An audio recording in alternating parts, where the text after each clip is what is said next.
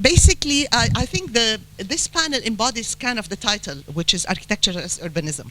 You have to say it's a little intriguing, because architecture and urbanism are a little bit two polar opposites on a continuum.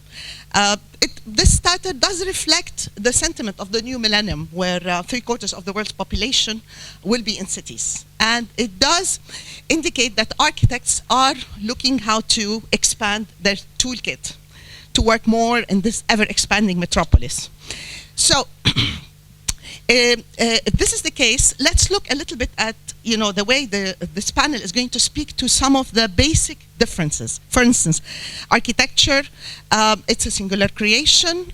Urbanism is a collective creation. Architecture operates in grand strokes. Urbanism operates in continuum of tapestry, like of design. Architecture is finite in time and place, and urbanism is ever growing. So, if we look beyond this polarity between these two paradigms, we find design. Design is a unifying factor. Design at any scale. Is this the only thing we need in our toolkit? I think our panelists will open up our minds a little bit more and show us how these dichotomies, two opposite paradigms, can meet and interact with each other to produce a very interesting new vocabulary and new set of skills which we will use. Okay, so let me start by introducing Michael Short. You have his, I'm not gonna reread your introduction that's already printed.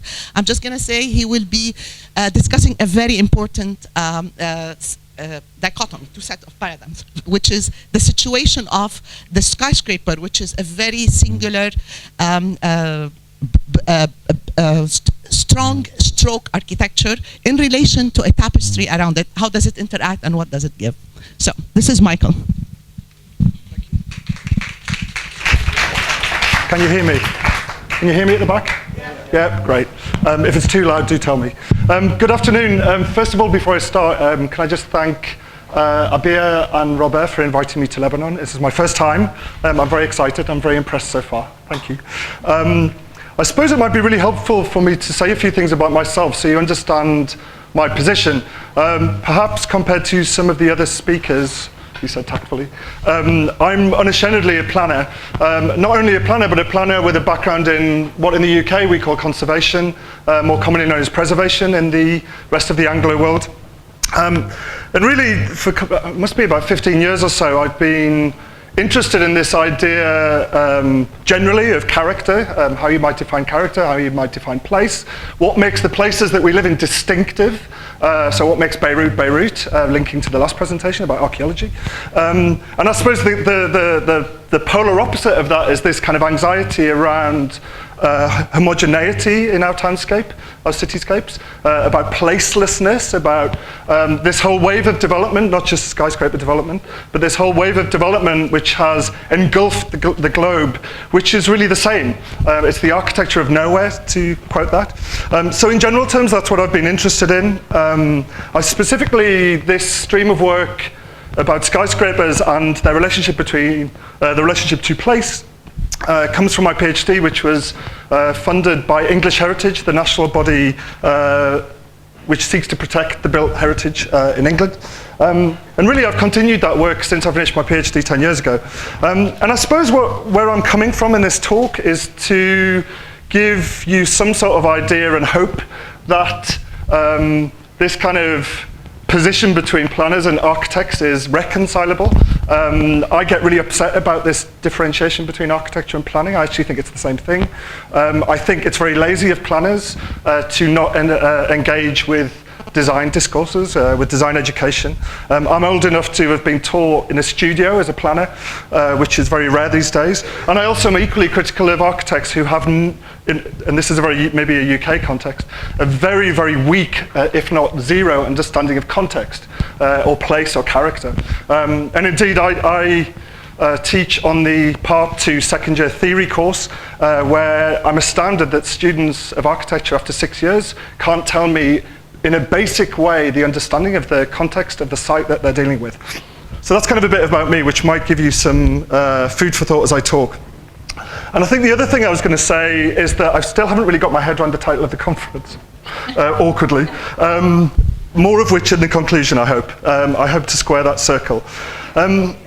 So really kind of the position I'm coming from really is, when I first undertook my PhD, there was a very strong idea in English Heritage's view, and this was in the last wave of skyscraper development before the crash in the late noughties, that somehow skyscrapers, tall buildings, whatever we call them, are an anathema to place. So they're destructive, they don't contribute, they destroy the very essence of the city that we're talking about. And I suppose the added interest that I have is not in kind of the tourist historic city where much of the work around conservation / preservation has been won. We're talking about complex cities, that's what I'm interested in. I'm talking about hybrid cities. I'm talking about places like London, places like Beirut, which not only have one history or heritage, have multiple heritages that somehow coalesce on certain sites, sometimes are in conflict.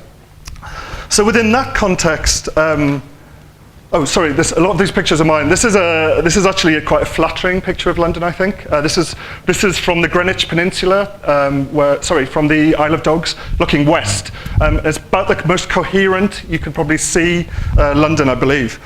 And really, you will have noticed that debate in London, I'm sure, and more of that in a minute. But I suppose where I'm coming from as well is this idea that planning, let's call it regulation control, because I think planning is a bit restrictive as a term. We must remind ourselves that it is crucial in shaping the form of the city and of maintaining, protecting, and enhancing its character. And I really like this idea of not thinking necessarily about planning as something that's regressive or negative, but something that is empowered and emboldened to shape the cities that we live in, the architecture within it, and kind of the fabric within it. And I think some of this terminology is borrowed from the world of conservation. This idea of enhancing character is a really interesting one. So if it's our job as, let's call us urbanists, if it's our job as urbanists to enhance the character of the places that we're talking about, that suggests a range of behaviors. It suggests that somehow we have to recognize the significance of what it is we're dealing with, be it particular historic assets, the way in which people use spaces, the patterns of use over time. Again, London, a really good example of a place where there are neighborhoods that have generations of different immigrant groups imprinting their soul and character onto buildings and the spaces between them. And it's our job to recognize that in coming up with some sort of planning solutions, I believe. Yes. So I suppose, I don't really need to say this, but tall buildings, skyscrapers, have been defining much of the 21st century growth. You'll recognize each of these places, I'm sure. I show you these for very specific reasons. Top left, Shanghai, La Défense in Paris, and London's ever increasingly awful skyline in the City of London. I show you that really, this isn't just a megalopolis, metropolis problem. This is happening in medium-sized cities all over the globe. And actually, I'll show you this just to add another dimension which kind of drives me a bit crazy, which is this idea of the iconic skyscraper, all three cities of which have a number of them. I got myself into lots of trouble the last time I said that. The building on the bottom right is the walkie-talkie in London, which one of my own professors, Peter Rees, who my students here will know, got consent for, which I just think is an abomination. But if we think about this idea of actually architecture being about icons, this is Charles Jenks has talked a lot about this. Architecture no longer seems to be about the everyday, about creating cities that you and I relate to as humans and as communities and societies. It's about creating a kind of bold statement that somehow may or may not relate to the place around it. And I suppose this kind of looking at these images begs the question, how on earth do we start thinking about how these may or may not relate to the character of the places that they're situated in? I don't think they do in this instance, but hopefully what I'm going to show you is that there is possibility for tall buildings, skyscrapers to do that. And I was just playing in my hotel room the other night and came across this article where apparently 510 skyscrapers will be built in London by, what does it say, 20, whatever it is. So something that we really need to grapple with. This is happening everywhere, Beirut included. But I think it's a particular challenge. If I'm talking about somewhere like Bath in southwest England, which has won many of the arguments about conservation, there's a singular well, there isn't, but there's a kind of cohesive set of characters in that place. If we think about somewhere like London, which is hybrid, you know, the accumulation of 2,000 years of built history as well as social history, what on earth is your reference point if you're trying to intervene within that townscape? What I'm going to do now, I've been told I have to be very strict with my time, so I might whiz through this, is give you 3 or 4 examples of cities that have attempted to grapple with this particular issue. So this idea that somehow you can relate the skyscraper typology with the character place. The first 2 or 3 haven't done that very successfully in my own view. The last 2 are getting there. So really this presentation is about giving you hope, I hope. I don't know how many of you know Malta at all? Okay. I've been doing a really interesting piece of work with, you must excuse my pronunciation because it is also a Semitic language, Din Elat Helwa, which is, I guess, the National Trust of Malta, which is a civic organisation run by a body of citizens. And Malta is a really interesting example of a place, the next 2 or 3 will be the same, where actually on paper, the planning strategies, the mechanisms, the FAR, the policies all say exactly what you'd expect them to say around protecting the value and character of the World Heritage Sites of Valletta and Mdina in the Central Highland, protecting the visual corridor between those 2 places, which is a fundamental planning principle of the country. But somehow this abomination has been approved. And actually, I don't really have time to give you too much context, but when I was there a year or so ago, I was at I have to be relatively careful, at the Prime Minister's office where I was told that Malta, the aspiration for Malta was to be a Dubai on the Mediterranean, which filled me with not a small amount of anxiety given the cultural built heritage of the state. And what you can see here, let's hope I press the right button. No. Can you? Oh, there we are. So this is Valletta, which is a World Heritage Site. No buffer zone at all. And this skyscraper here has been proposed and approved by the Prime Minister's office over planning policy. So what's been really interesting looking into that particular case, just as an aside, there's a third-party right of appeal in Malta. So the civic organisations like Din Elat Helwa appealed against the approval of the scheme. They lost. The excavation works are starting. Just as an aside, this is a very tight site in between kind of medium-sized apartment blocks, 6 to 8 stories. And I suppose the issue here has been not only is it kind of out of character in terms of its height, you know, in general to what's around it, it also has the very real potential to destroy views within and from a World Heritage Site. And I know that I do quite a lot of work with UNESCO in Paris. UNESCO have been extremely concerned about some of the decision making about these schemes. Another place which has lots of anxiety for UNESCO, I don't know if anybody knows Liverpool at all, one of my favourite places in Europe. This hasn't been built, just in case you're very alarmed. Liverpool has also had very, very interesting issues around dealing with the tall building typology. Just as a very quick aside, Liverpool, I mean, you may call it a British Detroit, has lost half its population, was the second largest city in the British Empire, centre of the slave trade, etc. You can see that in the grandeur of its buildings, built on the back of that. There are 2 projects here which I'll talk very quickly about. The first being a project for the 4th Grace. These are called the 3 Graces. The kind of centre point of this amazing waterfront, which is why UNESCO declared this a World Heritage Site. All of the proposals that came forward for this site were skyscrapers, much to UNESCO's abject horror. None of them have been built, mainly because land values don't really work in Liverpool. But certainly somewhere like Liverpool has this real tension between actually wanting to maintain the character of its built heritage, but trying to attract in some sort of way tools of regeneration that somehow might say to the world that Liverpool is no longer failing, that look, you know, we can build these beautiful buildings, we can attract people from London and further afield to live in our city.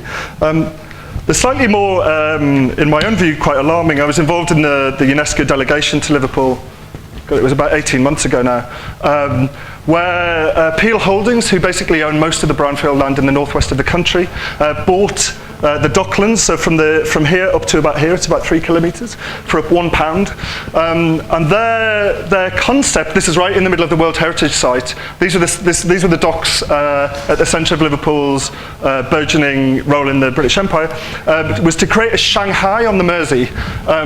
So again, I say that with some sort of hint of pejorativeness, mainly because I think, why on earth would you, one of my students who I took with me, she attacked the main architect saying, why on earth would you want to create Shanghai on the Mersey? This is Liverpool. How does this respond to a notion of what Liverpool is? How in any way is this related to what Liverpool is? How am I doing for time? Am I okay? Yeah. Okay, and now we move on to Oslo. So this is the third of my failing examples before I give you some hope. So one of the really interesting things about Oslo, I've done a lot of work in Norway in recent years, is this really core planning principle that sits at the heart of the greater Oslo region. In world terms, not a particularly big city, kind of 1.5 million, maybe 2 million in the wider area. But it's this idea that I think the very rough translation of the concept in planning is the blue, the green, and the city in between. So this is the Oslofjord with the Marker at the back, with the city in between. And apart from a few 60s tower blocks at the back, residential, and there's a post office tower here, you can just see, pretty much a low to medium rise city, very, very dispersed, although with very good public transport. I did some work there mainly as a result of the redevelopment of an area called Bjørvika, which is down by the Docklands. For those of you who've been to Oslo, this is where the new Norwegian opera house is, by Snøhetta. And this was the proposal that basically came before the City Council a few years ago. Obviously, as you can see, it's been built, but the big conflict around that was not only that the architecture might be said to be the architecture of anywhere, but actually that this completely destroys this core planning principle that is written in all of the plans in Oslo, has national Norwegian government support in interrupting the view between the fjord, the mountains, and the city in between. So something's going on here, something very bad's going on. I interviewed it's very doubtful she's in the room, the head of development for the Kommune about this, and she was saying, Oslo, Norway's a very rich nation, it has to attract jobs and services to feed this burgeoning economy. This is where we're going to do it. I don't really care what the impact is on the character of Oslo. Yeah, she's not here, that's good. So 7 minutes, oh my God. Okay, I'm gonna have to rush on to my examples of hope. So this is one of my hometowns. This is Newcastle, has anyone been? Ah, amazing. This is one of my hometowns. And I suppose the two examples I'm going to give, and really it's, I can't go into detail, is to tell you that there is hope, that actually there are mechanisms through which that somehow link these two disparate worlds of planning and architecture. We don't talk to each other very well, where architects, planners, urban designers have worked with politicians and community groups to try and envision a way forward for their cities which somehow may or may not incorporate tall buildings, but certainly which have considered them as part of that process. And I suppose what's useful to say about Newcastle Gateshead, medium-sized city, like 1.8 million in the metropolitan region. The first thing to say is that this is a boundary between two municipalities, Newcastle and Gateshead. But really, this is 2003, this piece of work. This has been a really interesting piece of work in the sense that both municipalities came together, even though there's political differences between the two, to take on this piece of work, which was called an urban landscape study. In kind of common language in conservation, we call it a historic urban landscape study. But I found this really interesting because this was adopted by both of those municipalities as a basis upon which all plans, policy making was then developed. So now there's a joint plan covering the city centres of the two municipalities which interpret this in a much more detailed way. But at the core of that idea was this idea that Newcastle has a particular character. It's a city that's 2,000 years old, that has multiple layers of history. This, you won't be able to read this. There's Roman ruins, medieval, Georgian New Town, Victorian town overlaid that, and then the modern city on either side. It's in a really deep gorge, the Tyne Gorge. So it has a really unique character, and certainly it was recognised by the planners, architects and urban designers in Newcastle commune, municipality, that somehow that was unique, that if that was destroyed in any way, that would somehow destroy the whole idea of what Newcastle was. And I suppose I'm just showing you these images to give you a sense of some of the level of detail within which that characterization study went. Remember, this is 2003, so this isn't very sophisticated kind of visually, but certainly it recognized, you know, vistas, views, how that when you move through space, your perception of that character changes. So it was relatively sophisticated at the time. And actually, quite interestingly, I did quite a lot of project work here. And what it actually meant in reality is that tall buildings have, in essence, been regulated out of the historic center of the city. Not intentionally, the intention was never to do that. But actually, the work showed that the city could not absorb buildings of height because of the differences in topography, the morphology of place, the way in which the city looks and feels its character. And this building here was refused. And the developer appealed and lost as a result of the characterization study holding such weight in the planning process. So I'm racing through this. The other place I've been doing quite a lot of work with recently is Vancouver, which I'm sure many of you know. And I'm really interested in this for a number of reasons, many of which I can't go into. But really what we might say is that this is the place that gives me some sort of hope. And I'm not being naive enough to think that there aren't problems there, because there are, which I've written about. But certainly this idea that the city has engaged with the skyscraper typology to not only, let's say, maintain its existing character, but to enhance that character. So not only might we say that you can absorb tall buildings into certain places, cities, whatever, without it destroying them, you can use them to improve or enhance that very character that we're talking about. And Vancouver's done that in some really interesting ways. One or two of which I can talk about relatively briefly. But I suppose comes from that idea that the city needed to densify from the, okay, 3 minutes. Needed to densify from the 1980s onwards. What you can see there is kind of, you know, tall buildings all over, but actually what I've been interested in is this idea of the super tall building in Vancouver. And the municipality has instituted a very interesting mechanism through which the quality of the individual buildings and how they fit within the townscape of the new Vancouver actually works. And that's called the Higher Building Advisory Panel. And this building that you can see here, upside down. This building here, the Shangri-La Tower, Ken Yang, the Hong Kong architect, chaired that particular panel. And really the idea is that over Vancouver, if you imagine a dome going over the center of the city, there are 5 opportunities for buildings to exceed that particular height, and for them to exceed that particular height and add to the character of the skyline, they would have to satisfy a number of conditions. And actually what was really interesting for me as a planner and conservator is thinking about how these view corridors between the city itself and the landscape to its rear are fundamental to the experience of Vancouver as a place. That's what gives its distinctiveness. And actually I think the planners, urban designers and architects who work in the municipality have done that really effectively in the main. And the new zoning ordinance reflects that. And we can see here some of where those actual sites are. And 3 of these have now been developed. So Vancouver has not only said that they welcome super tall buildings, but there are specific sites where they might be welcomed. And if they are to be welcomed, they have to meet particular design conditions and have to relate to their surroundings. They've also been very just as an aside, very interesting that they get contributions from the developers to restore historic buildings in the vicinity and the neighborhood and provide neighborhood functions. That is very, very general, but you get my idea. So, that is a picture of Sao Paulo. This is what we don't, sorry if there's anybody from Sao Paulo here.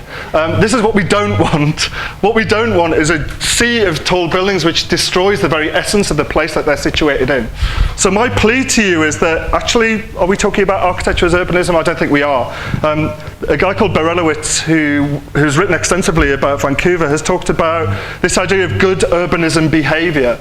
And I suppose my plea to you as I leave you is that all of us, irrespective of whether we're architects, planners, or urban designers, need to exhibit that good urbanism behavior. And that comes, in the case of Newcastle and Vancouver from a collaborative approach to working towards a common goal. And that's between us as built environment professionals, but that's also working with communities, it's working with civil society, it's working with other stakeholders. So I shall leave you with that. Thank you. On time.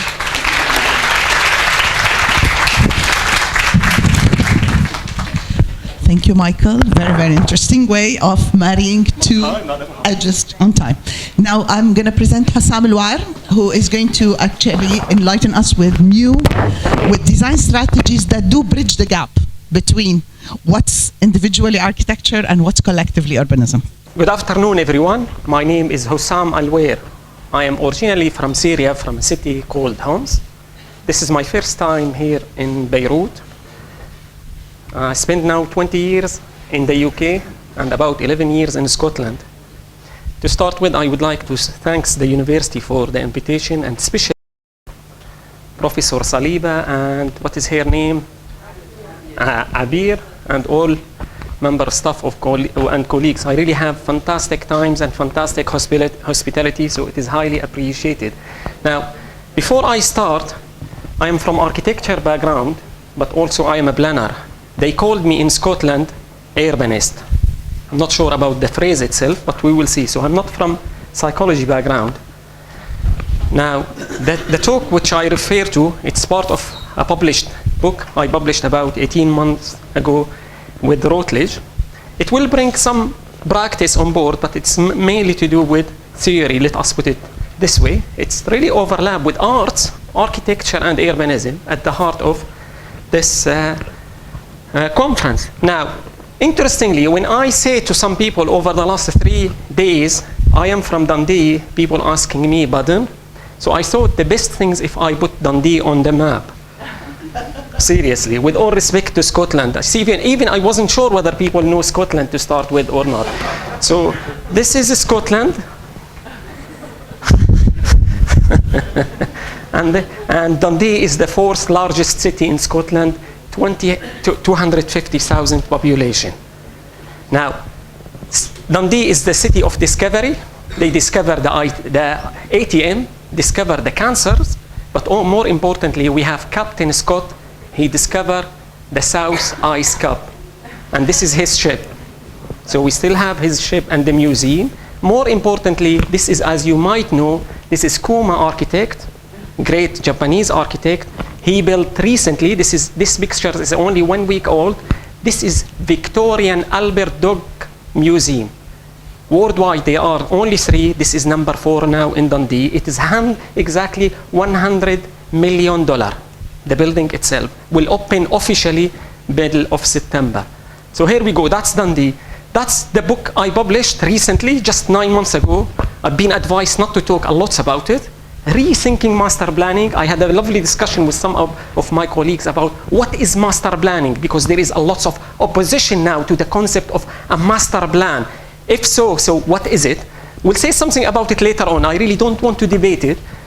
Now, that's a second piece of research. I left some copies here for colleagues, and I promise we'll send it by email, because most of my stuff, action research, that's I work with the Scottish government on the collaborative placemaking. This is the first empirical study worldwide on the role of the facilitators on the collaborative placemaking.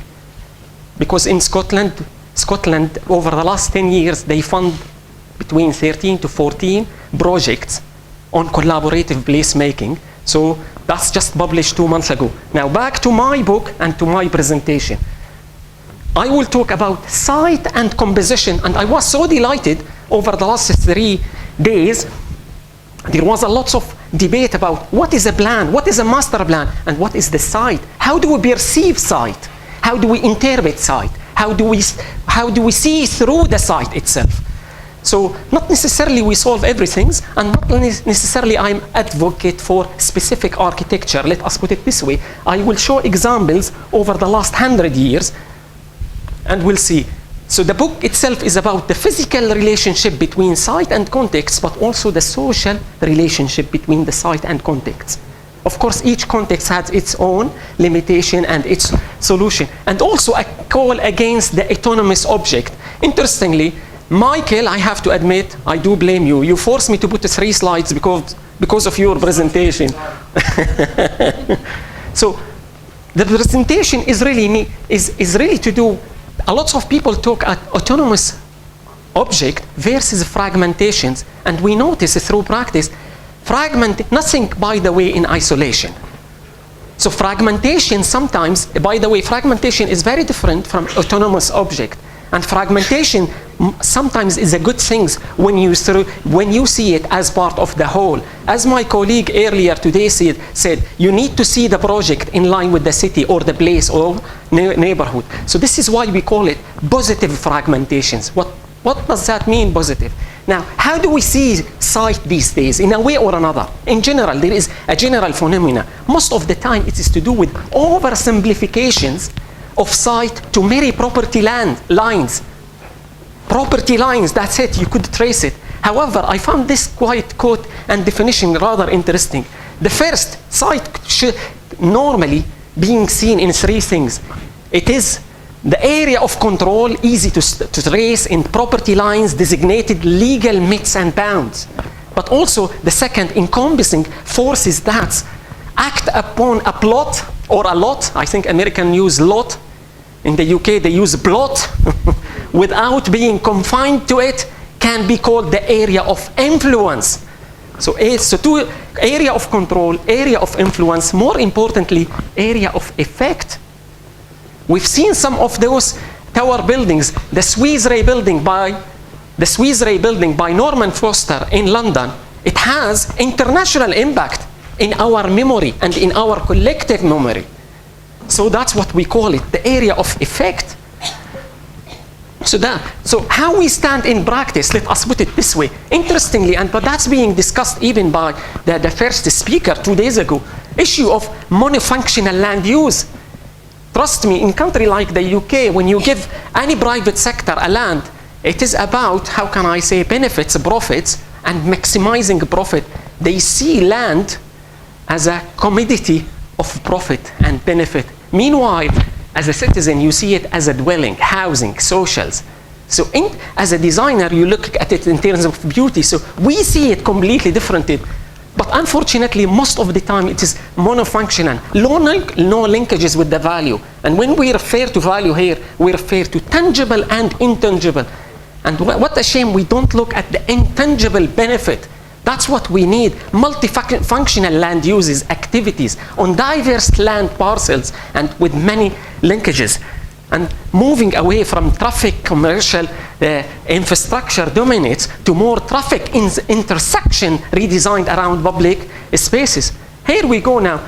I am not going to blame Le Corbusier because I do have some interesting case study for him.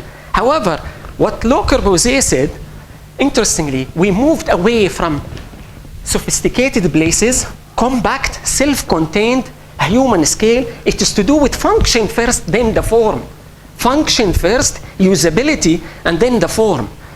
With Le Corbusier, he asked us to free the spaces in between the buildings, go up on the basis of you will enjoy it. That's his interpretation. Let us put it this way. And that's what became the phenomena in United States, in Hawaii. These pictures about 60 or 70 years ago. That's what people perceive the identity and the city. And here we go. We start looking at the form. With all respect to him, see his hand. You feel it as if it is dictatorship. It's become like top-bottom approach. Just the way he looked at the form first, and he diminished the importance of function. But that's why I just put this one, SHIBAM. Do you know where is SHIBAM? SHIBAM. SHIBAM is the first skyscraper. Manhattan, they call it the Manhattan of the desert. The first skyscraper registered by UNESCO. But there is a rationale, and I really don't, there is a rationale why they went up by 9 floors. Here, in the site itself, you don't see fragmentation, you don't see one building, you see the whole. How do we read site? The problem with reading site, it has different representational tool. So it's quite crucial, the representational tool and how it have effect on memory, because when it have the effect on memory, it has different consequences versus perception, syntax, and meaning. I really don't want to go through that in greater details, but those quite crucial when it's come to how we perceive and read a site. I really love this example. I'm sure you may have seen it, and apologies if I am showing you, because I'm sure that's one quite. What do you see in this picture? Is it a vase? Is it two faces, or is it the combination? Now, our perception struggled to cope with the three of them in one go, because you don't know what you see here. Between the void, because interestingly, the vase itself, that's created two faces. The black background and the void create the vase itself. And this picture is the same. What do you see here? You see the organizationals of different scale of flowers, but you struggle as well to see your perceptions. How do you see it? And exactly with these pictures as well. When you put them together collectively and in collective memory. Now, here we go. I love this example. The same could be reflected when it's come to city level. So we move from artifacts to city level. This is the city of Rome, the first ground map ever. And we still use it a lot in architecture and planning. Why? Because in here, you don't see merry lines. What you see here, the quality of the spaces, the private versus public, the semi-private versus public, the courtyard, the roots, so you enjoy the space, you are able to understand space. The same in France. But see what happened, and apologies for Le Corbusier, that's what happened. We missed that opportunity here. We have missed this opportunity. We're not able to read the plan, the ground floor anymore, actually, when you compare it with this one whatsoever. Now, I've got a lot of interpretation for site. Resilient fragment, that's for Le Corbusier. That's well-received building, despite the fact he used fragmentation out of context, he used it for artifacts. Why? That's the first buildings, in a way or another, represent the independence of India. And that's for Indian was a great event. So the site here used for what they call it, representations of local archaeological artifacts. And I was so delighted with the discussion today about archaeological artifacts of Lebanon, because that has to do with memory and collective memory of people and how they perceive the place itself. And there is a lot of interesting story why Le Corbusier has changed the level and have this kind of big geometry. There was a reason, a sense of, how can I say, justice. This is a court building, a social justice for Indian people, especially after the independence. The same example, that's as well High Court building, that's the one. An issue of shading and lighting and feeling great, let us put it this way. That's another one, site reading through topography and sectional configuration. The importance of sectional configuration, that's by Frank Lloyd Wright, and everyone knows it. What he emphasized here, the horizontal lines. He emphasized that and the relationship with the land itself is throughout the section, throughout the plan, throughout the landscaping, and even the elevation. The importance of sectional representations when you read the site. This is all his drawings and sketchings, all to do with sectional and the importance of horizontal lines. That's Peter Eisenman in the United States. Between private buildings and public buildings, he managed to create what they call it communicative space. A communicative space, linking the two together and making it an opportunity for people to enjoy it and celebrate that enjoyment. The third one, I think that's one by Alvaro Siza. A very interesting swimming pool project in front of the sea. What he made, and I really like what he did, he grasped the patterns of the context itself, because it was located beside the beach itself, and merged with, how can I say, the rocks and the bath. Where is the site? Where is the plan? That's itself how he merged the rocks with the material and materiality. So pattern and that sense of Blair itself. So make it more integrated. So making the nature and the landscape as part of the building and the site. That's what I call it, how he dealt with the immediate context. Another example as well, quite interesting, the Zaha Hadid LF1 landscape exhibition in Germany. That I found it quite very interesting, because what Zaha did in this case, rather than dealing with the immediate context, she dealt with the adjacent context. Beside the context, there is a very important landscape. That's the one.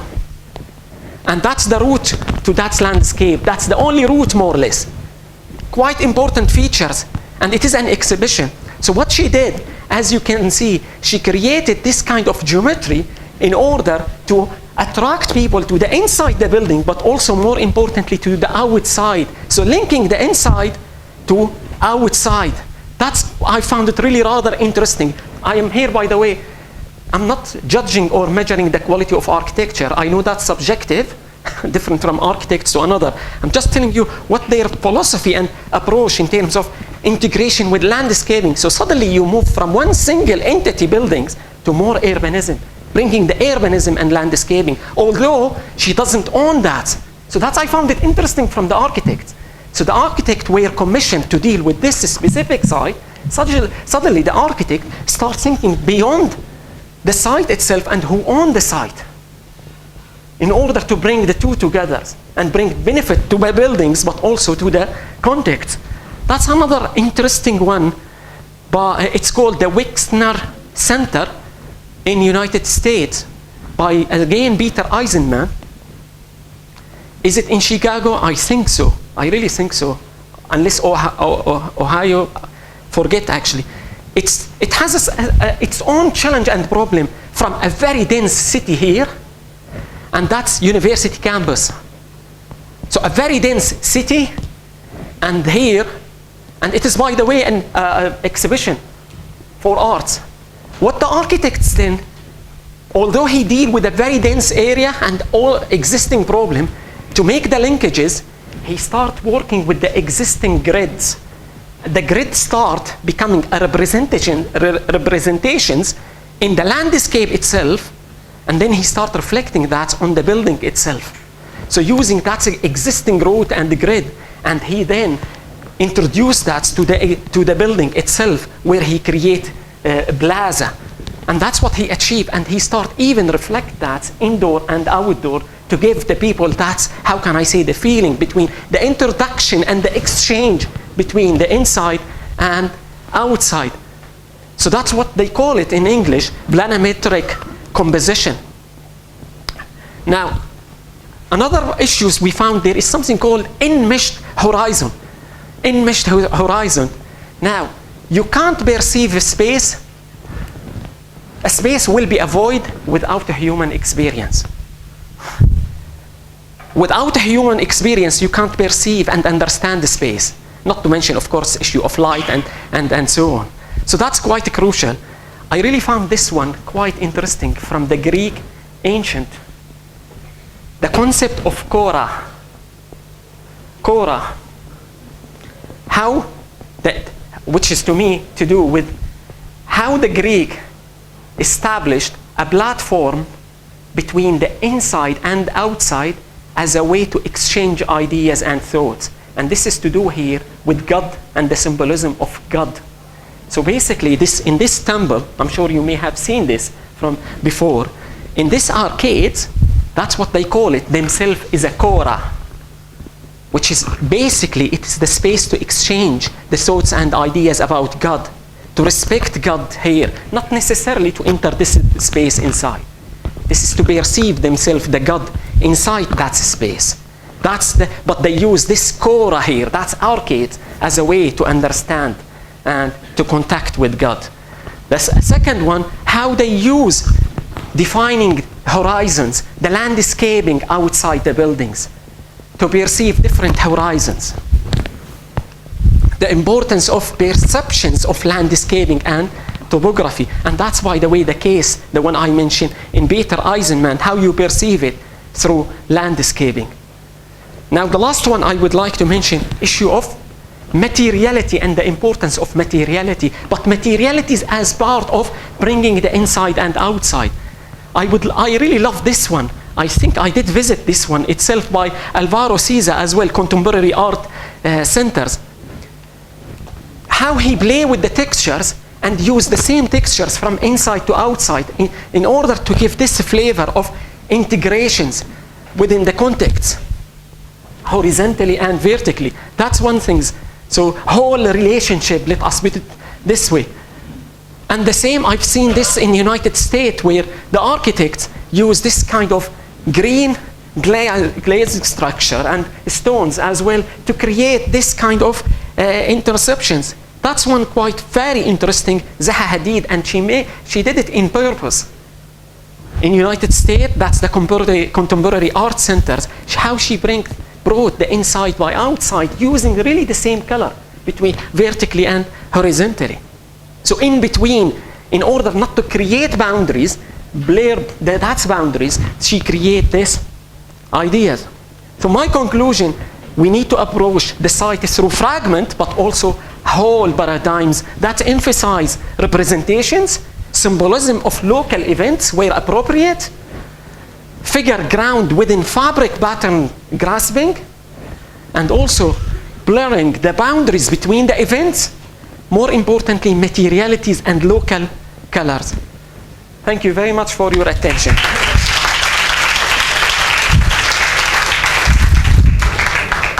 Thank you for respecting the time. Okay. So now I would like to introduce my dear friend Amira, who is going to be discussing another pair of dichotomies, which is a very individual, not a particular interpretation of a collective memory, with all that it invokes. Okay, so Amira, the floor is yours. Thank you, Raghda, for that introduction. I'm the last speaker in a 2-day conference. That's kind of, I mean, the best for last is Adrian Lahoud after me, the keynote speaker, but I have the burden of waking you up and just bearing with me for 15 minutes.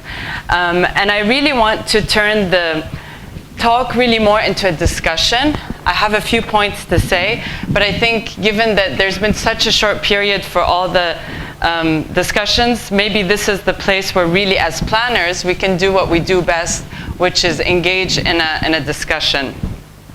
I'm looking at Architecture as Urbanism, Martyrs Square, Beirut History Museum, and onwards. This is really talking about my work over the last almost 16 years with Solidaire, and now as an urban planner, also consulting on urban planning issues for the past year and a half. I locate Beirut not because it's more difficult than Scotland, but I locate Beirut at the end of a Mediterranean basin, on the eastern part of the Mediterranean basin, and kind of in the middle between Europe and Asia. Sorry, North and South America are not included in here. But I think it's important, especially when you start looking at the city of 5,000 years of history, and kind of where does that history fit in the Mediterranean basin. This is Beirut, a large sprawling metropolis. We often focus a lot on a few neighborhoods, but as I recall, it's almost 60 districts. If you see the work of Marwan Reshmawi, where he did a coat of arms for every single district, you remember that there's actually a lot more than the downtown. But I am a child of the war and the civil war, and so I grew up in Beirut in 80 to 86 when the downtown was basically a 15-year civil war was taking place. I use these pictures by Gabriele Basilico because I think it also locates kind of the psyche of where we were. And here I want to remind you that 1 week ago, it was 45 years ago that the Civil War started. Not that long ago, actually, in the grander scheme of things. Now, 2 decades and a half after the Civil War ended, where are we today? So as I came back to Beirut, my interest was in the Beirut City Center project. I did study at AUB. I was in the arts and sciences. So I had to petition to take a course in this classroom right here. And I want to thank Dr. Huwaida Al-Harithi for being patient with me back in the day as a sociologist who didn't understand dimensions at all. And when I came to graduate, I was told, sorry, your arts and sciences, you can't, your credits in architecture don't count. So I want to just remind you that that is actually, I'm not going to say how long, but that wasn't such a long time ago where planning did not exist in this department, and it wasn't that long ago where sociologists could really engage with architects. I was interested in how space turns into place, and here I pay tribute as well to Dr. Samir Khalaf, whose work on Arab cities really informed my interest in how to look at the different Arab countries from Mauritania, all of North Africa, all the way across the Levant and Yemen, which was cited in the previous presentation. Here actually I move on to the master plan. So the master plan was created in 1994 for the Beirut city center. It's the only place in the entire country that has a master plan. However, there was the master plan, the national master plan done by Council for Development and Reconstruction for all of Lebanon. However, that was never really ratified and completely implemented. So this became the only place where you could work with a master plan. And what is a master plan here? It's a vision, a kind of blueprint for the future. And it's a dynamic long-term planning document that gives us a kind of conceptual framework from which we can guide future growth and development. Solidaire's plan was one in which the public domain in yellow would be designed, built, and operated for a specific period of time in return for ownership of the red. I think I did a tour yesterday. I know some people don't live in the city and might not be familiar with the project. I don't want to dwell on this, but we can raise questions later. But I think this issue of public domain is important because public domain is not just public space, which is above ground, but it's the roads, it's the sewage, the drainage, the telecom, the broadband network. Beirut city center is the only place in the entire country where you don't see electric wires above ground. And that infrastructure and the reconstruction of that was a big project. We can also discuss more of that. The public domain I was interested in was the cultural heritage public domain.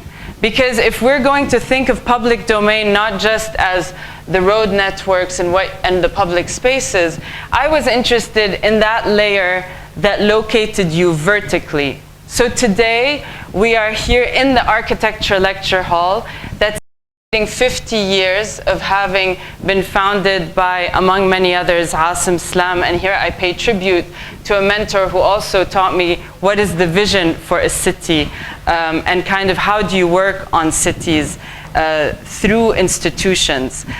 This picture is at what today is still imagined to be the Garden of Forgiveness. These were the excavations of Dr. Muntaha Saghiye, who's actually excavating the Société Générale site, among many others. And here I want to pay tribute to the archaeology department at AUB and all the different departments. And I pay tribute to them because there are so few majors anymore. My roommate back in the day was an archaeologist. Today, you actually are not finding majors in archaeology as much anymore. And 94 to 98, Beirut was the largest excavation site in the world.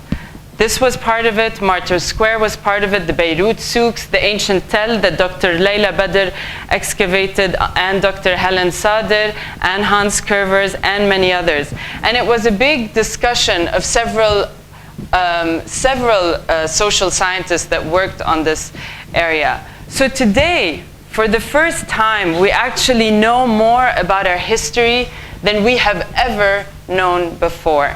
And so with reconstruction and destruction comes a new kind of understanding of what's beneath, what are we standing on vertically. So history not as a linear horizontal one, but kind of who came here before. And here I kind of give a general layering, although it is missing the Canaanite period. So this is the Phoenician period, Canaanite period, and it goes on throughout the different eras.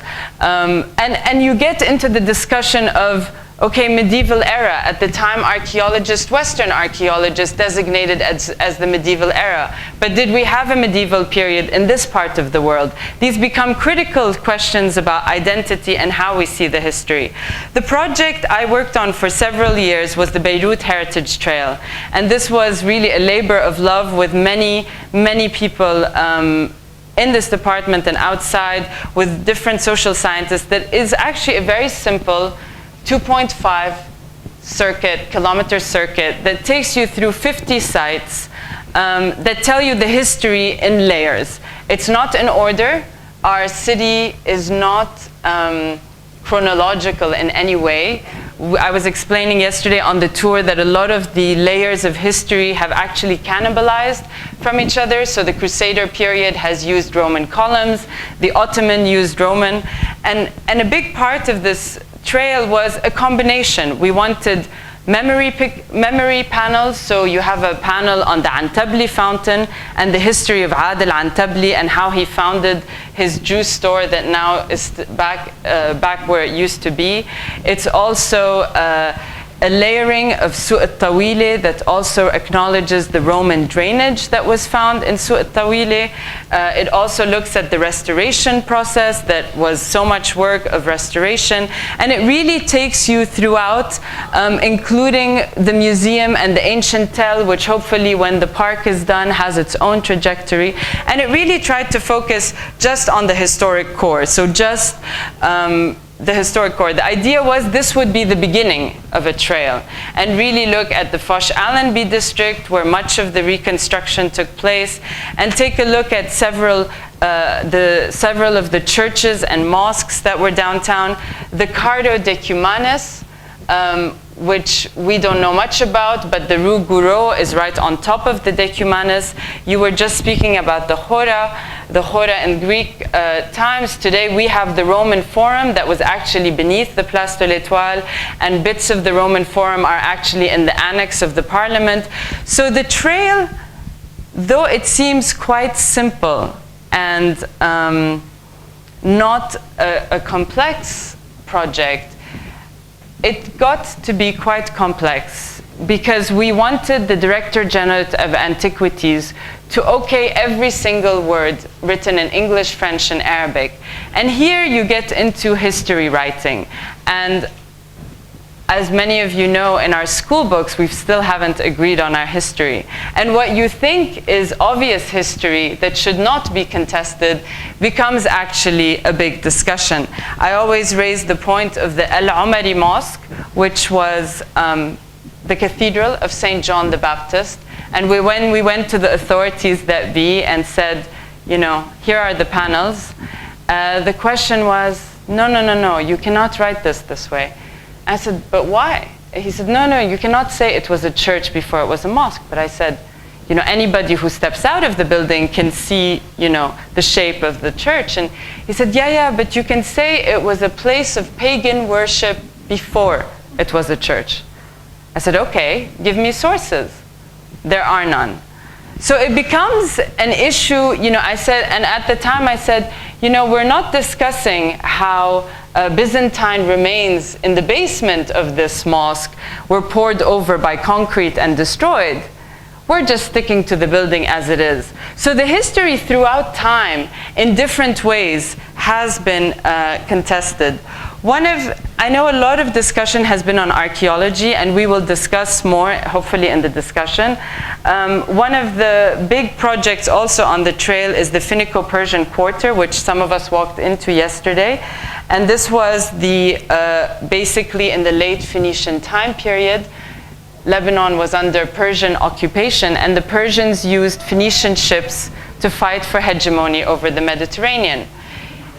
Today, the space stands waiting to be explained for these heritage panels, which have been complete and hopefully will be installed over the next few months.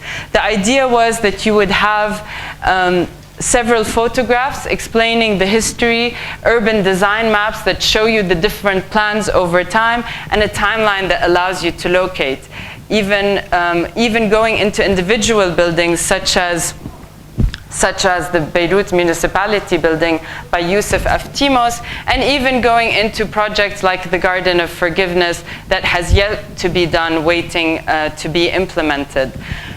My work was also to include working on a cultural strategy, because the idea was that culture, which is one of the most vibrant aspects to Beirut, and very particular to Beirut and Lebanon, really. And I, you know, if any of you are voting in May, I hope that some of the issues that are raised to whoever you vote for are the issue of the budget that we have for the Ministry of Culture. It is one of the most overworked and underpaid ministries that doesn't get importance amongst our politicians because it just doesn't have enough clout. So the idea was really looking at what is Beirut's cultural assets and how can we build on that. So there was a lot of work to kind of try to look at the institutions of performing arts and visual arts.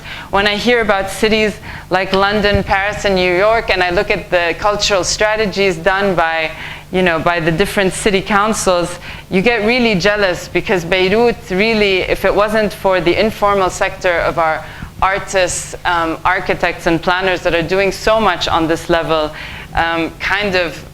doesn't get as much attention. So this was a lot of work that maybe you don't see and never actually materialized into being properly done, but it still has a lot of space to be kind of rooted out.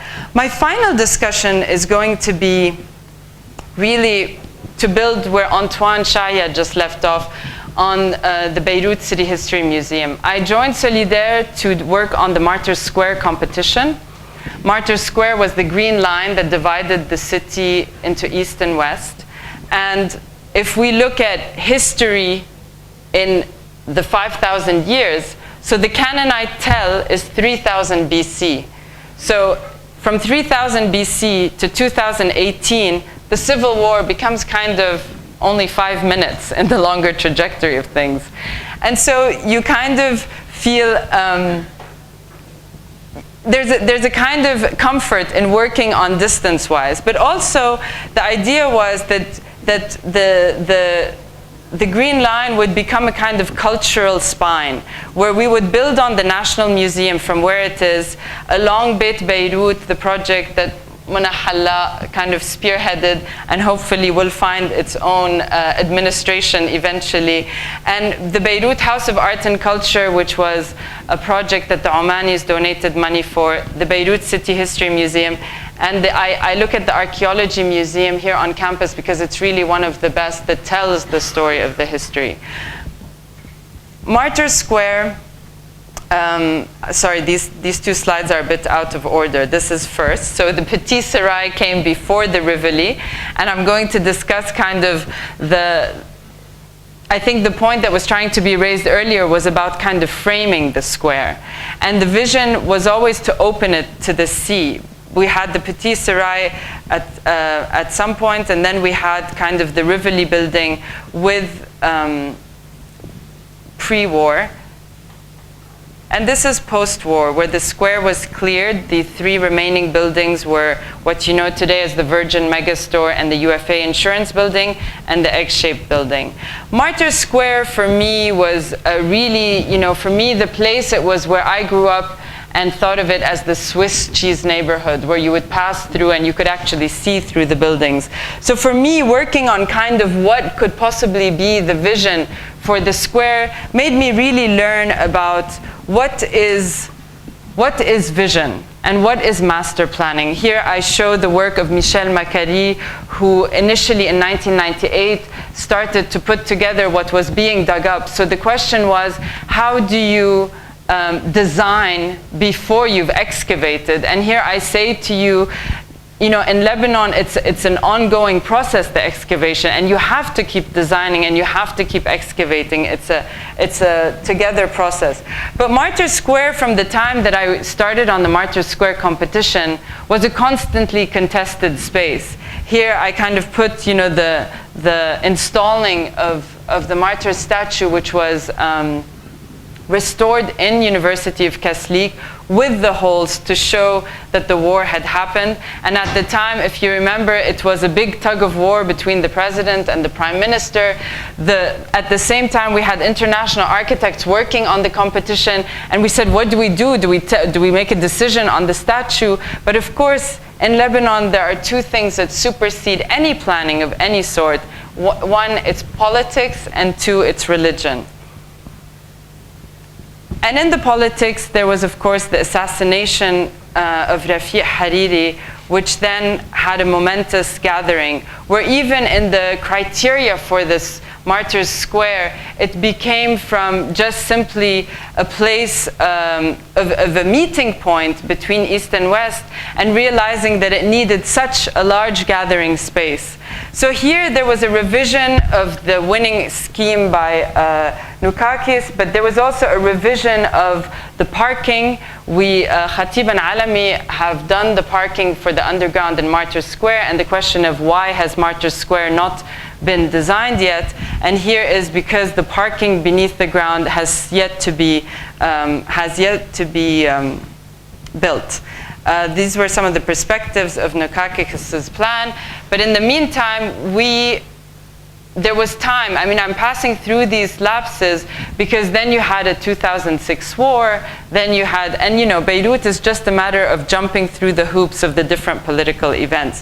Here I attached Renzo Piano Building Workshop's plan for kind of Martyrs Square, and it was a chance to really, it's been an amazing learning adventure with RPBW, and I thank Antoine and Hiroko for kind of really making us look at Martyrs Square again. And here architecture does act as urbanism, as Antoine was saying.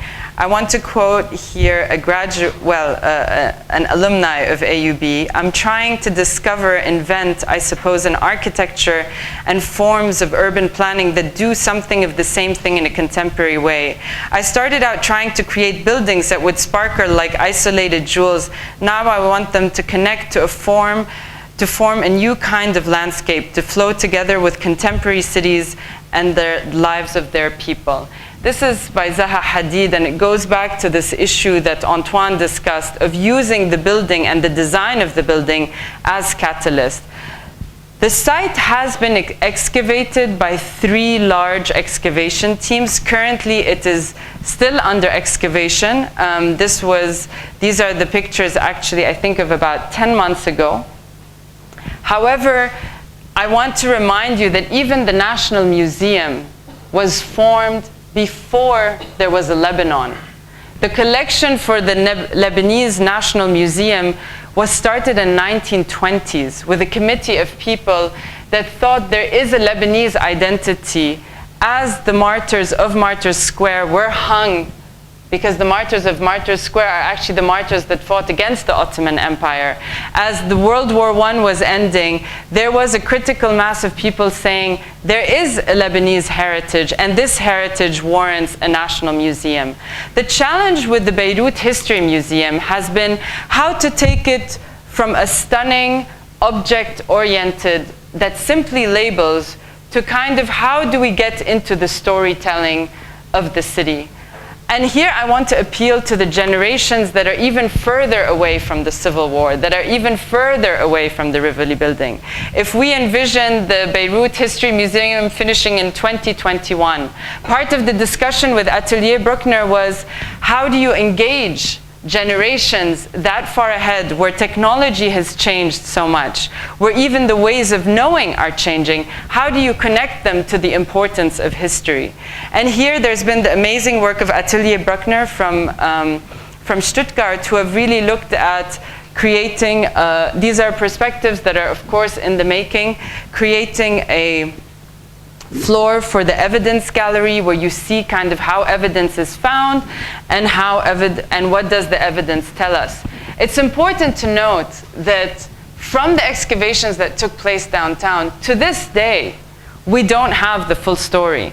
Dr. Leila Badr did the great project of the Crypt Museum off of Place de l'Étoile, but we still don't have a full telling.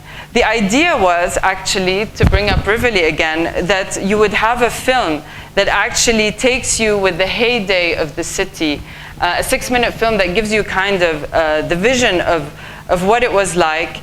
Then you go to kind of war, and it continues, and here I don't have all the slides. Then you see the demolition of the Rivoli building, which is the beginning of Solidaire, and then we go back in time to 3000 BC with the Canaanite period. A map table would also allow you to see the multi-layers and to interact. And here, a lot of the work was done on scanning some of the earlier works of the Debas collection, so I'm happy to know that they finally have a house in Solh Museum. The Heritage Trail and the work of the Beirut City Museum worked on this before the Debas collection had even yet been properly put together. And the idea is, how do you get to interact with the material? So if you're interested in one layer over another, how do you get to see what was there then and what is going to be there now? The other part, one of the other floors, the idea was to have a protagonist. So 12 civilizations, each one is a life-size screen.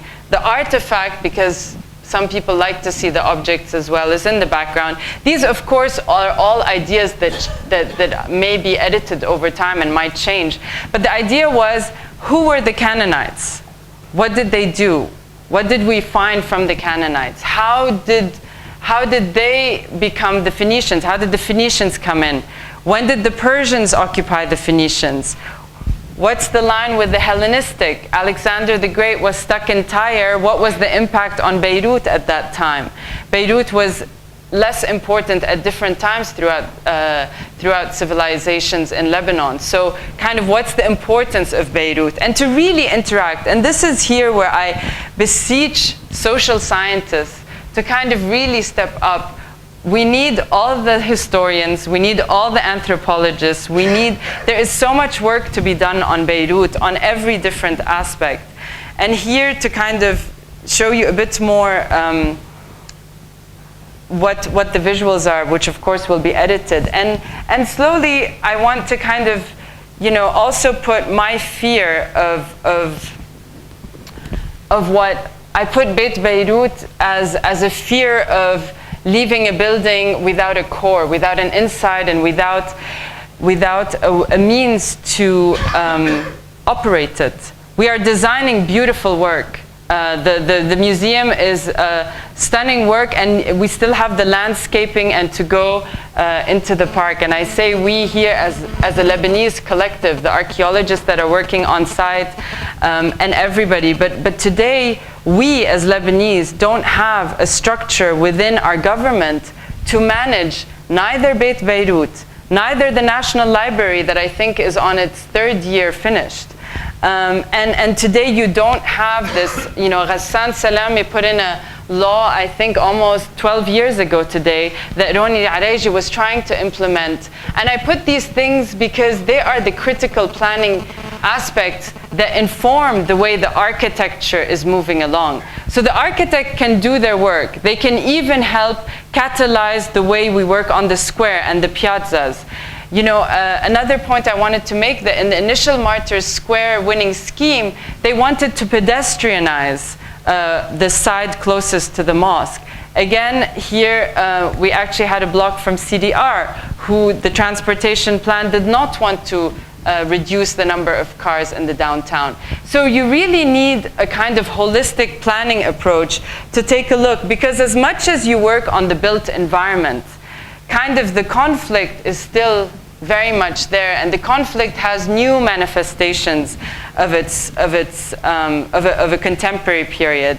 So the next steps really are, we need to push the planning agenda. I was very happy to hear on a caveat, on a tangent, I was very happy to hear that the Fuad Butros highway was stopped, and there was a lot of pressure from planners and architects, even in this room, to kind of get that stopped. This issue of planning is affecting different spaces in the city, things that are now part of our landscape and are continuing, though change is coming along. And for that, I want to leave on an optimistic note, that we have to be part of the change. Thank you.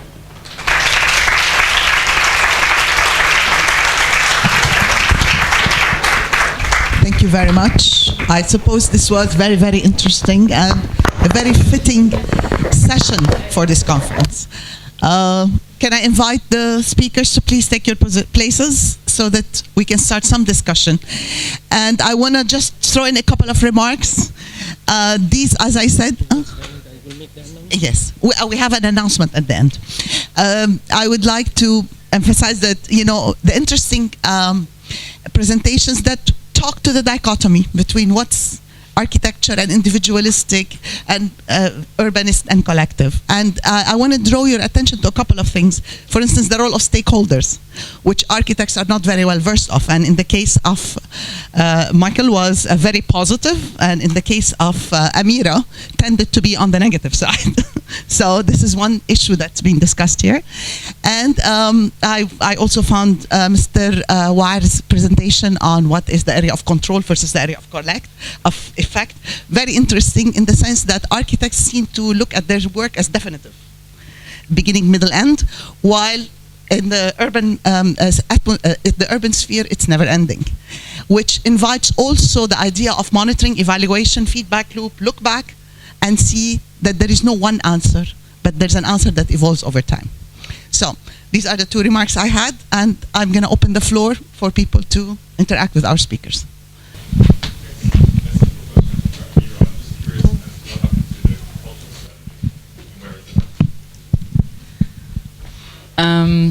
Good question. It didn't take off somehow. So if that's an invitation from your university to get it going and to push for it. No, I mean, I think, you know, planning is about practicality, and everything has to make sense for everybody involved.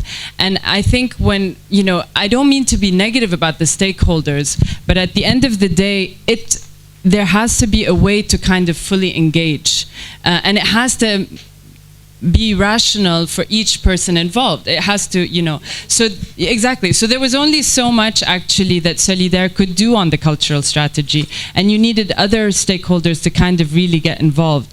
It's very difficult to do coalition building here in Beirut, so it's really about gathering everybody around the goal.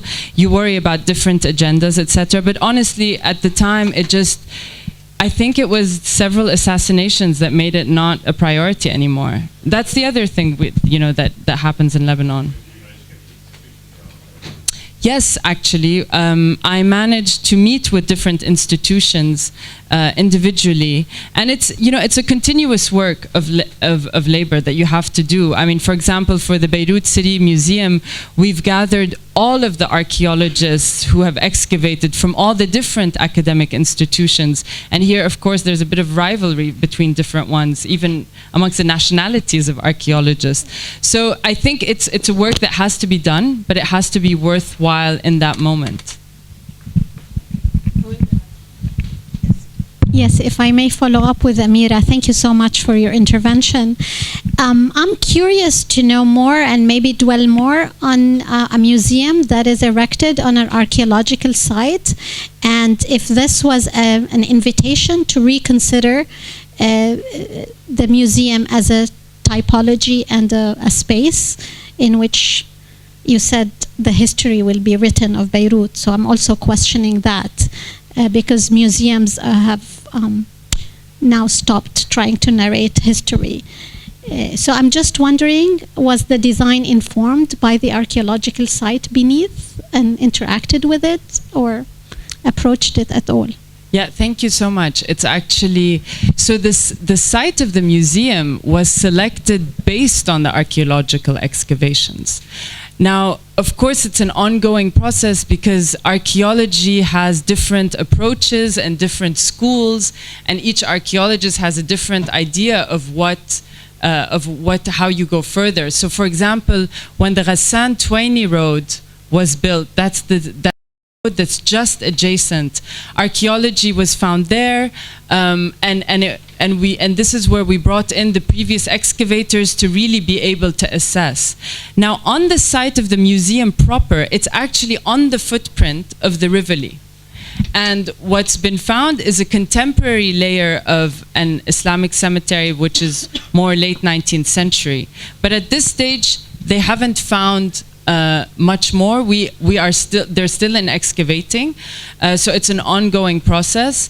It's the Yasmin Makroun is the person clearing, and she's working on site with Solidaire and RPBW on kind of the connectivity between the site itself and the tell, because she also worked on the rehabilitation of the tell.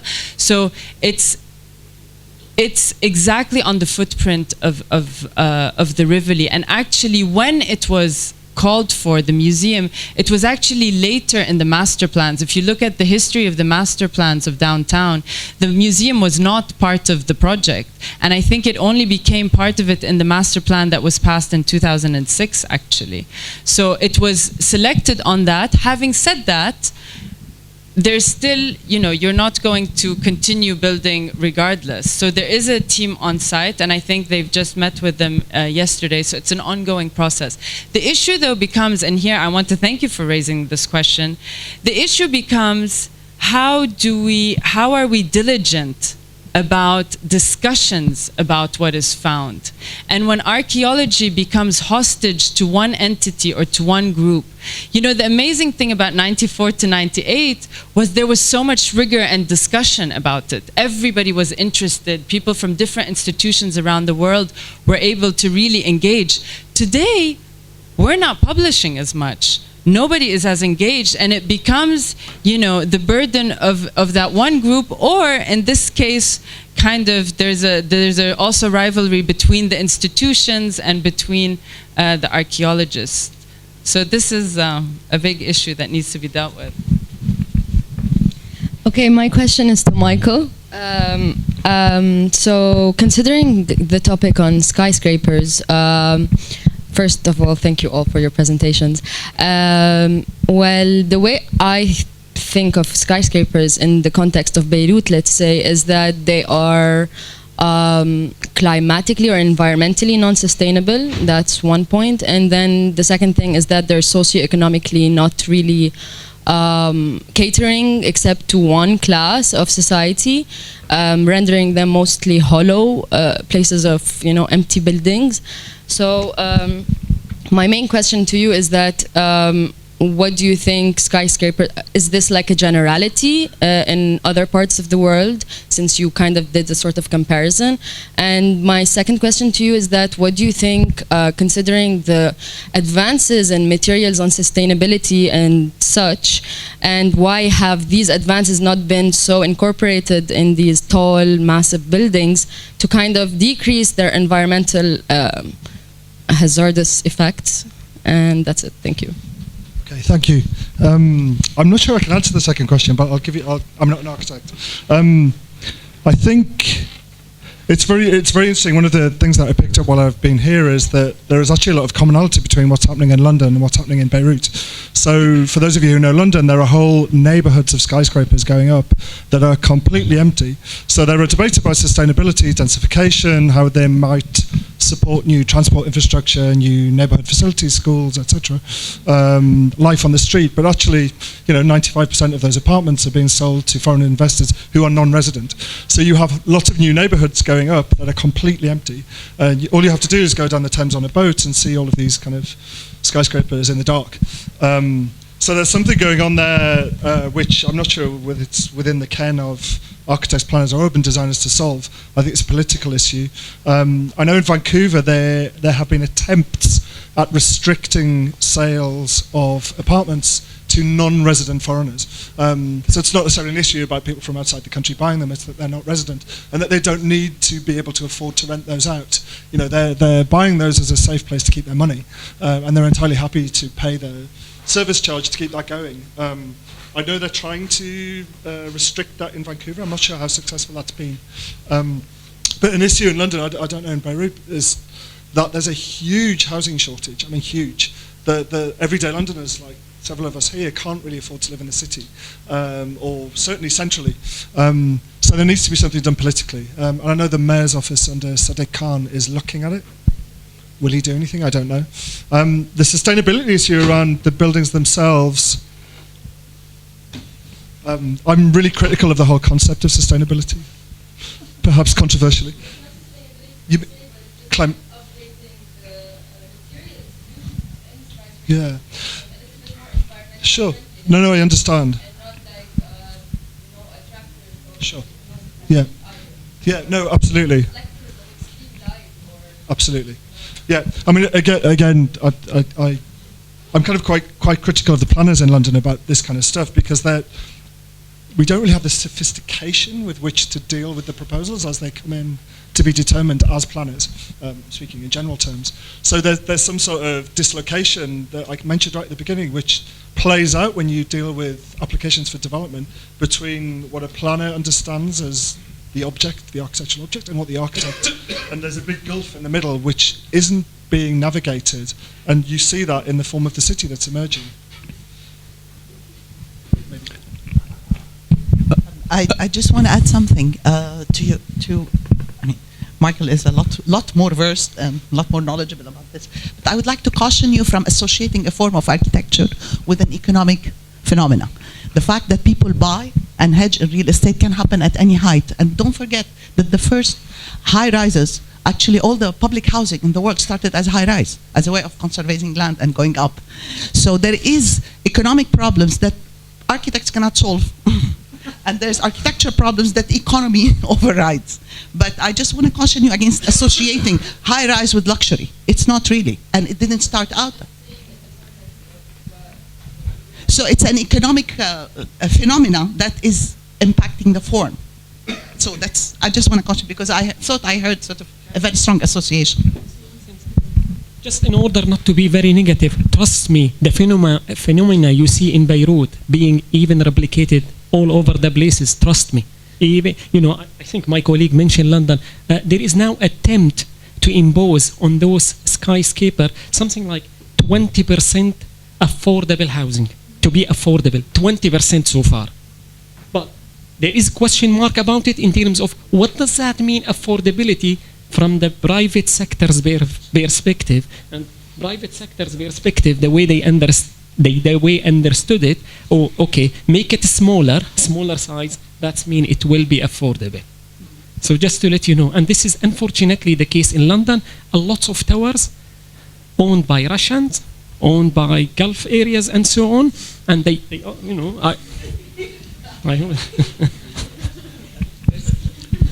There's actually an interesting experience in Iran, of all places, in Tehran, where they had one of the earliest called linkages program, which was then implemented in Boston later, where they will give you a permission to go above the height limits, provided you give 20% in kind or in revenue to social housing. And Boston downtown did that in several the Boston building. And I remember my kid went to a daycare that was funded like that. So there are many ways of envisioning linkages that are economic. Okay, and so skyscraper is not a solution or a problem. It's just another mode that we are looking at within this toolkit. I've seen another example in city called Aarhus, AARHUS. This is the European Cultural City 2017, where the local authorities they negotiate, and I would like to use this phrase rather than engaging, negotiate with the owners and the private sectors, the public spaces between the buildings versus the height of the buildings. So they impose on you conditions. You have to invest heavily in the quality of ground floor, public run, and if you do so, they might give you 1 or 2 floors. I found that's quite interesting model. Yes, there is profit benefit, but as well giving more responsibility to the public sector. I guess it assumes that people live there. Absolutely. So there's a bit more density, willingness if nobody lives there. طبق المر. No rhyme or reason except pay more money. So. Okay. This side, anybody? I'm gonna go back to the Amira and to the museum site. My question, maybe I'm not aware of the specifics, but in planning, was there any other sites that could have been considered, like existing ones that needed to be intervened on, like the Egg or some other buildings around in town that could have been used as a museum and of course as a center of public. I think here the big aspect is that it's a site history museum. So the idea is that you actually go out from the museum into the site. So what you are seeing in a narrative is what you actually walk out into, and there's something about time. Time has allowed for the park to actually become larger, and it's now linked to the Crusader Castle Square. So all of that park comes out. So actually, all that you will see in the building is in the building as part of the entire tell and the park. So it was a site museum. That's how it was envisioned, which is also kind of why it's a smaller, kind of a smaller light as RPPW, as Antoine presented it, that it's kind of setting a microscope, if you want, on what's there and what's underground. So no, there wasn't an idea of another site, because the idea was that it's a site museum based on the archaeology that was found. You know, we don't have all the layers of the city everywhere. You know, this is what I was trying to show yesterday. So for example, Zawiyat Ibn Arraq, which is this one Mamluk intact building, is not something that we have anywhere else really in the city. So you have these kind of piecemeal, these pieces of the puzzle, and they're not necessarily all in the same location. There has been spaces for other museums, but I think actually it's really difficult in Lebanon to build a kind of museum, a new museum. I mean, Beit Beirut, I think, is one example to kind of see how that has been. So I think it kind of sets a precedent to how are we going to do this one.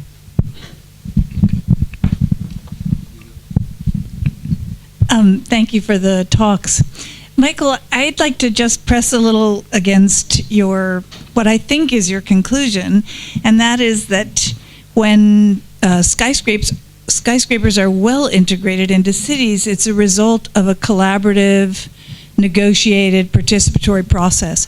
But that seems kind of like a weak stand to me, because you're not going to give us the exact process. It's almost like every situation is totally different. I hope you do well. Good luck. It can be done. I mean, would you be willing to make further claims, like that the skyscraper is I might make the claim that the skyscraper is the urban building type. And so name another building type that's more urban than that. And that since cities have to become more dense, people like you should be telling us, like, you cannot locate skyscrapers in these kinds of conditions. These are the negotiable areas, or something else that was just more specific. Thank you. Really good question. So I'm going to start with a really annoying generalization, which is that my whole point is that if you accept, which you might not, that every place is distinctive, then you need a place-based solution to whatever the issue might be in planning or architecture, whatever. And I suppose I didn't really have much time to talk about it, but hopefully those two examples that I showed were iterations of a process in different times. The one in Newcastle was quite a long time ago, but it has been carried forward through plan strategies, policy making, etc. And actually that really strong groundwork in understanding, so I use the word place, but of course that means something different everywhere. So in Newcastle there was very much a clear understanding that in mapping what the morphology and topography of that place is, the history, how people have used it, the mapping of that and the iteration of that in black and white was the basis upon which decisions could be made about what the right policy direction was. The Vancouver example, I used the word collaboration specifically as a result of what's going on there. Do I think that would work in Newcastle? Probably not. But I suppose, it probably is quite weak to say, but we need to think about, Beirut as a place. There may not be consensus about what that place might be, but we have to at least attempt to understand that. And certainly Amira was able to, I don't know if you like it, but really convincingly talk about these challenges and conflicts between at the site level about what those things mean. So I suppose that answer is quite a weak response to you, but for me it's really fundamental as a planner to not impose a one-fits-all solution on these range of contexts. And I get really quite upset about that. So you hear people talking about, I saw this thing in London, let's impose it on Beirut. And that's exactly what's wrong with planning as far as I see. It doesn't mean you can't take lessons from those things and iterate them in a particular context.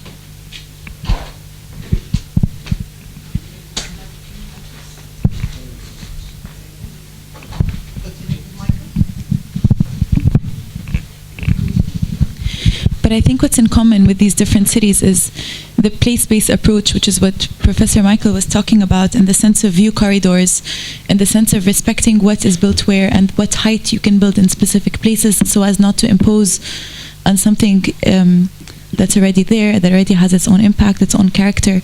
So I think if we can introduce this in different cities, this is a place-based approach that we could carry on in many different places. So in Beirut, it would be something like Amira's talk, in which you're talking about downtown. Maybe it could be framing that, maybe it could be not imposing over that. But it's like also in London, the whole King's Cross master plan was based on framing St. Paul's Cathedral. So it's not about, I think that could be one of the many approaches that could be implemented universally when you're dealing with new master plans.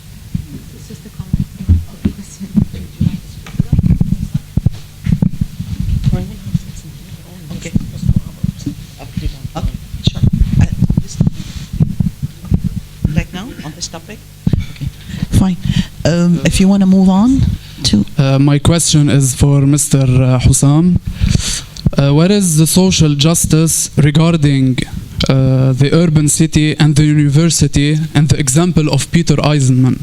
On the one hand, we have the urban tissue. On the other hand, we have the city, the big-scale university. What is the connection between the both sides? There is a road, it's like a barrier.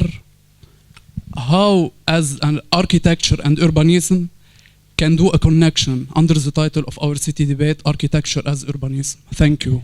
I didn't refer in that case there is social justice, just to be very careful here. The social justice I refer to, it was to do mainly with the case study for Le Corbusier in India, in 2 or 3 male buildings. With Peter Eisenman, it was really very challenging site in terms how to make that connection. And the best things he managed to do is he employed a landscape architect, although it wasn't to do with landscaping, but how to make that connection working with the grid. That's the best he managed to get. And working with the grid from inside to outside and make that's what I call it Cora, the exchange place in between. Now, whether he's been totally successful or not, that's different matter. But the place has worked for the students and for the citizen, especially he created by those grid plaza, start exchange ideas and thoughts between the residents and the society. I mean the form, the architectural form of the university regarding l'intégration urbaine du plan. That's wasn't a university. That's wasn't a university building. That was an art center.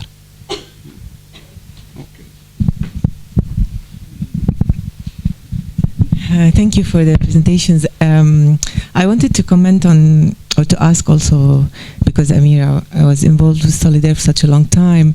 I always have, and in every time I speak about Beit Beirut, because it's on the Green Line, I start with because I discovered Beit Beirut the day in 1994 where Martyrs Square was completely erased. And there were these 2 bulldozers preparing for the Fayrouz concert in September 1994. And I turned around and I walked and I discovered that building. And I still, until today, every time I talk about this, I question, why did Solidaire, why do we have to wait 24 years and maybe another 8 years until the parking happens under downtown, under Martyrs Square, to make any effort to make this place, because this is the only, I would say, this is safe, there's no parliament next to it, it's empty. So why didn't Solidaire invest in that minimum rehabilitation of this very critical and essential reconciliation place? It's the Green Line, it's the destruction, it's the heart of Beirut. It's where this, I would imagine, if I were with Renzo Piano, I would demand that these plans that we are a very privileged few today that know what's going to happen to the first museum that the whole Lebanese society is going to see. I saw a few glimpses. Why isn't there are panels in Martyrs Square with little benches that show the progress of this thing, that show what we can do, so that the people know there is something coming. Why do we have to parachute it on them all the time? Why hasn't this space been... I always hear that the parking isn't resolved yet. I know it's very complex. I'm not trying to simplify it at all. But somebody who did all this planning should have imposed that this space becomes a place of meeting, becomes not... Okay, the whole downtown is empty because of security, because of economic conditions. If these, I don't mean Abu Rakhusa Su once in a while. I mean that I think you had the responsibility, not you, Solidaire, had the responsibility towards the people of this infrastructure that you told us I'm saying Solidaire, not you. We traded the yellow for the red, but for this, we deserved as a society, as a country, to have that space filled with options for the people, the normal people, the service and the 5,000 person who takes it, to be able to go sit down and do something, anything without having to pay money. And imagine if 24 years of that, how much of work you would have done to the reconciliation process, not between the people and the city, between the people and the city. So that's my reflection on this, and I never had an answer to that. And the other thing, I thank you for raising the issue of governance and of the cultural policy, and it wouldn't be a very positive note at all, and I reply to the talk about how responsive the Minister of Culture has been to your museum. The Minister of Culture, just and this is my personal opinion, it's not AUB's opinion. I now have been working for 23 years with 4 municipal councils, with 3 governors, with 7 ministers of culture on one building in Beirut, that they have spent today $23 million on, compared to the $100 million museum that you showed us, which is a huge budget for Beirut and for a very small building like that. And today it's an empty shell because we do not have governance, we do not have a political will, we do not have priority of this culture. And when I meet the Minister of Culture and I tell him, what do you think of this? He said, what do you mean? Give it to us, to the Minister of Culture. We can do concerts, we can do exhibitions. And the first exhibition the Ministry of Culture supported was a few months ago in the building. That was an opening of the library of Beit Beirut. It was open for 1 day. And I asked them, you're opening a library without a collection, without a cultural strategy, without a director, without even a team or a staff? They said, what do you mean? We got 1,000 books from the Ministry of Culture yesterday in boxes, and they displayed them in Beit Beirut's library, and the books were on China, raising children, any book they had in the Ministry of Culture basement. I'm not saying this to be really funny or even to be critical, but to really tell you where we stand today. And the Minister of Culture and the ex-presidents of the 3 ministers of culture, the whole municipal council, ex-presidents of the Republic were present in that opening. They cut a cake that's 3 meters high with the phoenix bird on it, with the Prime Minister Hariri cutting it with the supporter of that day. And that was the opening of the library of the Memory Museum of Beirut for 1 day. The second day they closed, they took everything away, and that was 9 months ago. So we're very far. I'm just saying we have to fight for this, fight for governance, fight for a cultural strategy, because otherwise your museum and my work for 23 years will be just empty or for a privileged few. Thank you. Yeah.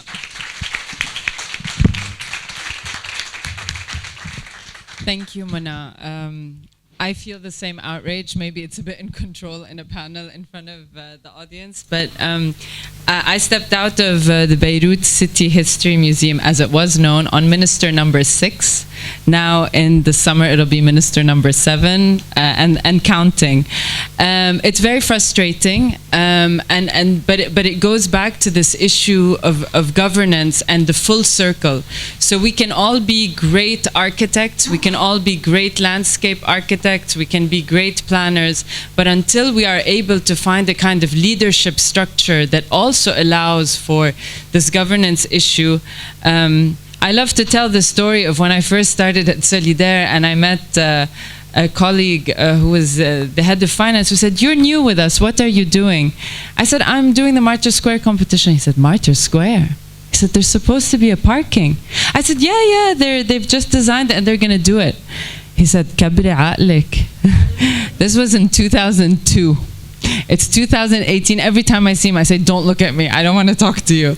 And I think, you know, Martyrs Square has become a bit like Beit Beirut in that it's too many stakeholders and it's too charged. And it also, I think, tells you about something that I learned early on in the planning practice, which is our city is still segregated along glass walls. You know, women deal with a glass ceiling. You can only go far as a woman. And then the city has these glass walls that you just bump against, thinking that, no, we've dismantled the walls. My first work on Martyrs Square was to do a comparative of Potsdamer Platz, which actually Renzo Piano worked on.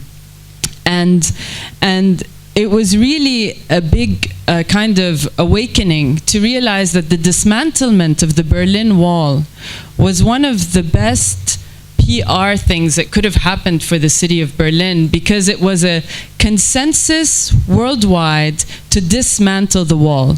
Whether agreed with the reunification or not, whether you still had issues depending on which side of the wall you were, it was made a decision that there would be unity. We have not reconciled with our divisions. They continue to mutate and mutate and mutate, and in the end we've waged a civil war on the city. We've waged a civil war on the public infrastructure, from the trash to the, and there's only so much we can do as planners, and you can design. So Martyrs Square, I mean, I'm not going to answer for Solidaire, but I know that in the time that I was there, really starting in the summer of 2004, when the president and the prime minister had a kind of fight over who brings in the martyr statue.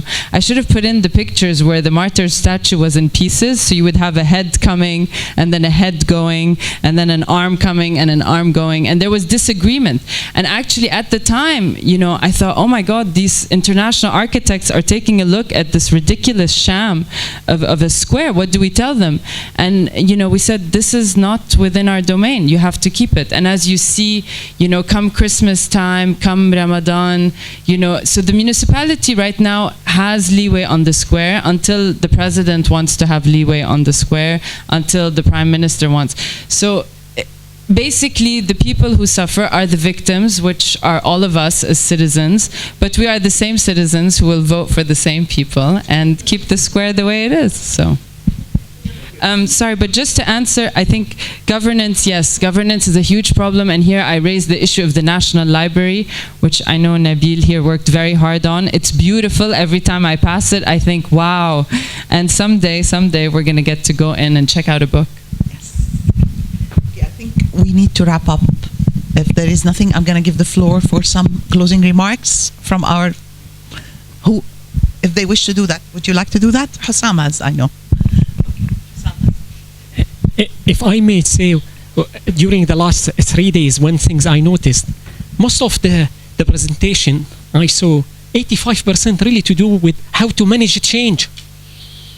It's not about really physical things anymore, actually. The design become a way for dialogue more than the physical things. Seriously, if you look at our issue, 85% is really to do with how to manage change, but more importantly, how you make change.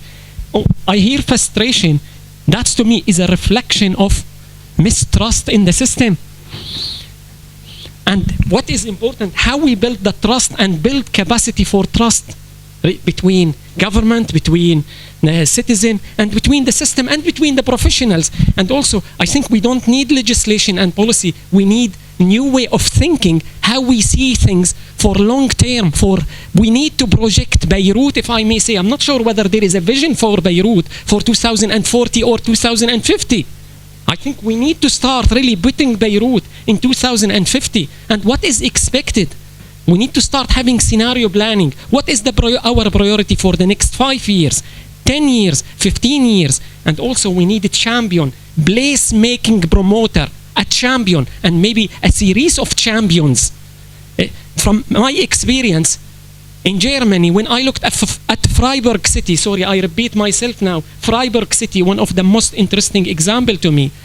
The driver behind Freiburg, why it became a most sustainable and interesting city, because they have a place-making promoter, who champion, regardless the political party, he will continue that vision. So even if the political party change, we need to see trajectory in the place-making.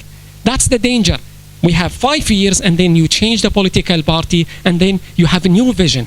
A new vision, oops, suddenly your place is going nowhere. We need a champion where he buy into the previous vision and to continue that. But I think what is needed, a vision, a robust vision for 2050. In fact, we can't afford, we no longer afford to invest in wrong places. Just resources not applicable anymore. Thank you. Okay, couple of things. Fine. First one, very, very quick point. You guys are talking, I'm not a designer anymore, I moved to the realm of planning. So quite a bit of the undercurrent here has to do with stakeholder management, which we as planners will take as the best thing. Let me tell you, it is not. Sometimes I strive for not, because the wrong involvement will turn stakeholders into stakeholders, which is my favorite way of dealing with things. So you need to look outside the realm of the physical, into management science, into sociology, into a lot of other places where you will find tried and true stakeholder engagement strategies, structured, etc., that would help the lady start a blueprint of how you build towards a consensus in a city. So that's just a quick note from my field. Now, I think it was a very interesting, there is still an extremely interesting lecture to come, so I'm going to disband, but Husam has just one quick announcement actually, and I thank you very much for everything.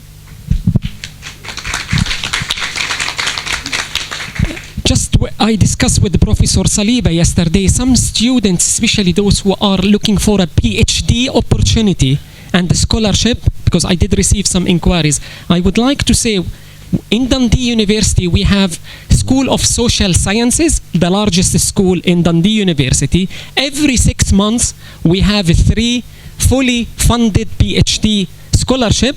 That's including fees and even salary. However, as you know, it's 3 every 6 months. The competition will be high, but if you are interested, please let me know. I will send more information to Professor Saliba. Thank you very much. Please